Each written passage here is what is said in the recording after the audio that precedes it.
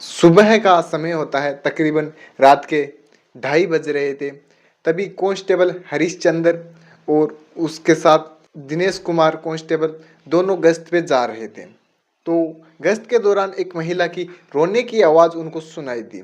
जिस तरफ से आवाज़ आ रही थी उस तरफ दोनों कांस्टेबल बढ़ते हैं और आगे देखते हैं तो एक महिला जो जोर जोर से रो रही थी और उसकी 3 बेटियां और एक बेटा वो भी उनके पास रो रहे थे, चीख रहे थे, चिल्ला रहे थे।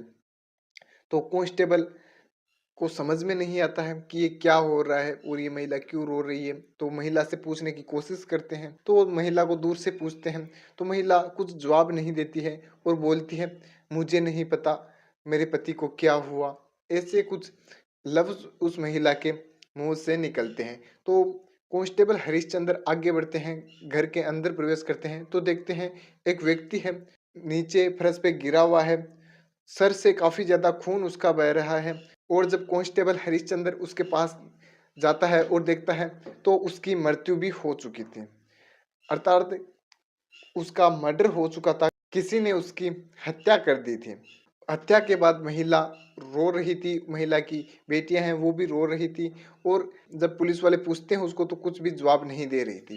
तो महिला के मुंह से सिर्फ यही लफ्ज निकल रहे थे कि पता नहीं कौन आए और मेरे पति को मार के चले गए। सुबह होती है, भीड़ भी काफी इकट्ठा हो रही थी और पुलिस प्रशासन भी वहां पे पूरा पहुंच चुका था।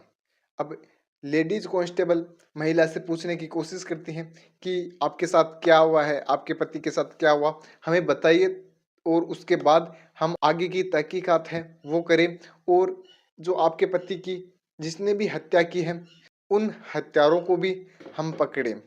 तो महिला फिर भी कुछ नहीं बोलती है, सिर्फ इतना ही बोलती है कि पता नहीं रात को एक व्यक्ति आया था जिसने गेट बजाया और मेरे पति गेट खोलने गए, तो फिर जैसे ही मेरे पति ने गेट खोला तो मेरे पति को वो मारने लगा और 2-3 और व्यक्तियों की मुझे आवाज़ें वहाँ पे सुनाई दे रही थी। इसके अलावा मुझे कुछ नहीं ध्यान में। तो सिर्फ इतना ही वो महिला बोलती है और आगे कुछ ना तो पुलिस वालों को बताती है ना किसी और को बताती है। चलिए आज की इस कहानी की पूरी तहकीकात है वो मैं आपको सुनाने वाला हूँ।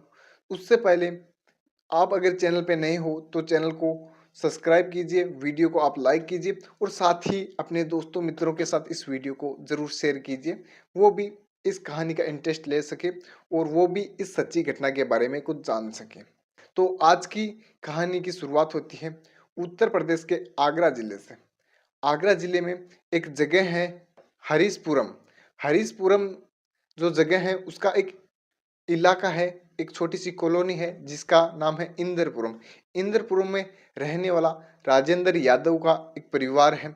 तो राजेंद्र यादव का परिवार वहाँ पे रहता है और राजेंद्र यादव पैसे से मजदूरी करते हैं, मजदूरी से ही वो अपने परिवार को चलाते हैं और ना ही उसकी किसी से आपसी दुश्मनी है और ना ही किसी से रंजिश है। घर में 6 सदस्य हैं, राजेंद्र यादव और राजेंद्र यादव की पत्नी और उसकी 3 बेटियां और एक बेटा। तो दोस्तों चलिए अब हम बढ़ते हैं घटना की तरफ।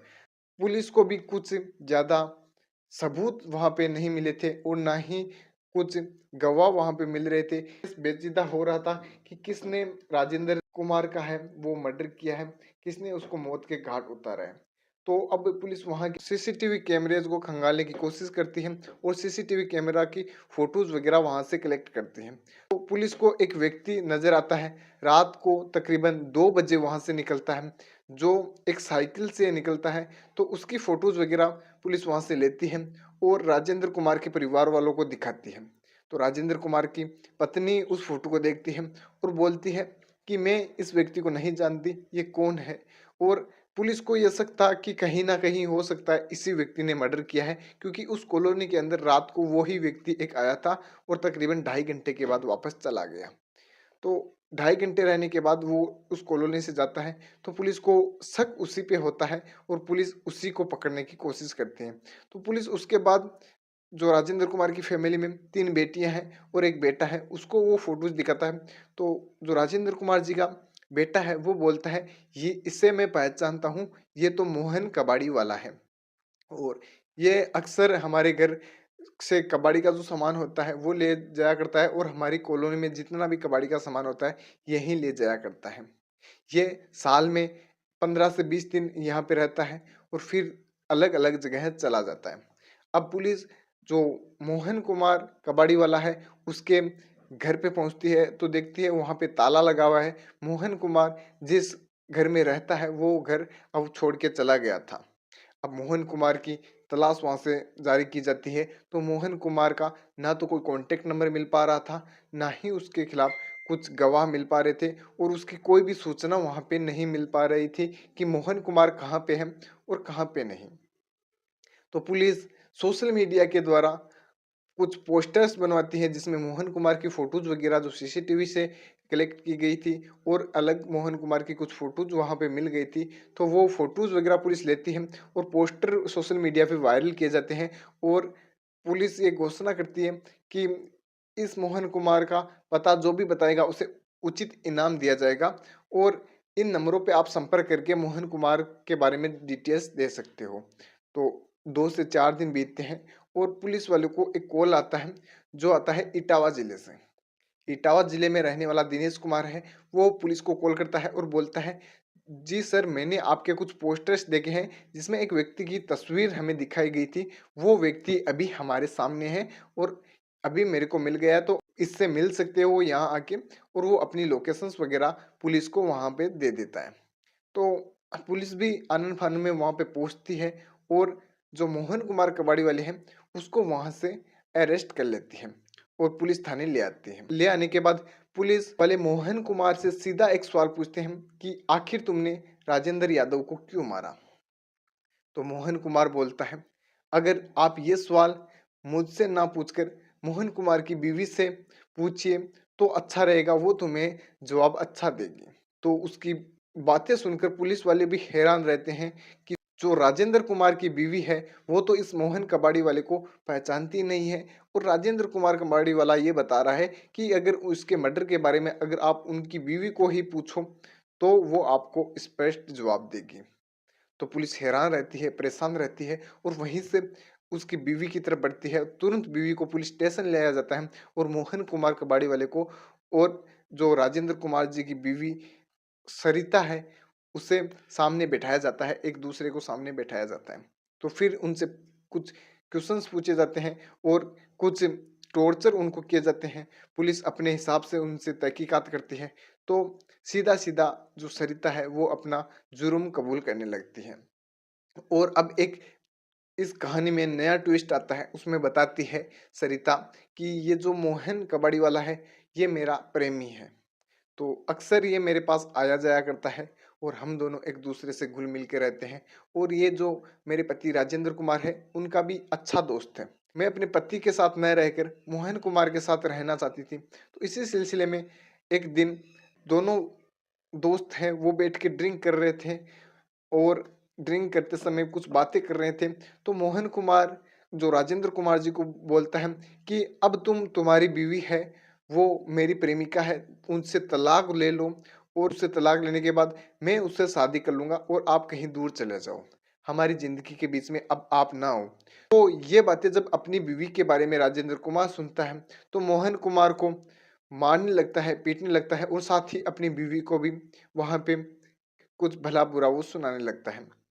तो जब ये बातें सारी उसकी बीवी देख रही थी और उसका आशिक है मोहन कबाड़ी वाला वो भी ये बातें देख रहा था तो उसको भी गुस्सा आ रहा था। तो उसी गुस्से के अंदर मोहन कुमार की प्रेमिका है सरिता वो बोलती है कि आप मेरे पति को रास्ते से हटा दो, अर्थात राजेंद्र कुमार जी को सीधा सीधा मारने के लिए वो अपने आशिक को बोलती है।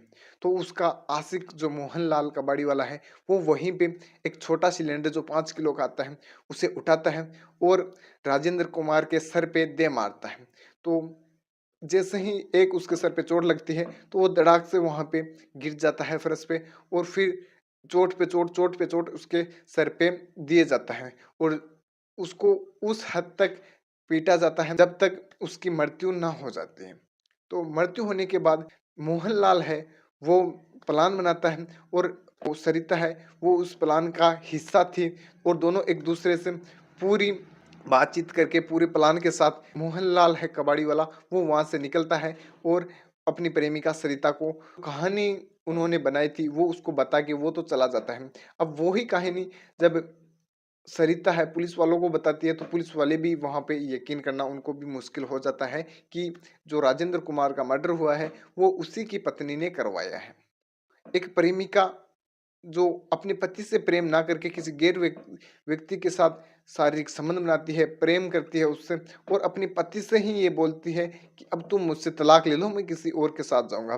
तो उसके पति को गुस्सा आता है और गुस्से के अंदर राजेंद्र कुमार जी को मौत के घाट उतार दिया जाता है।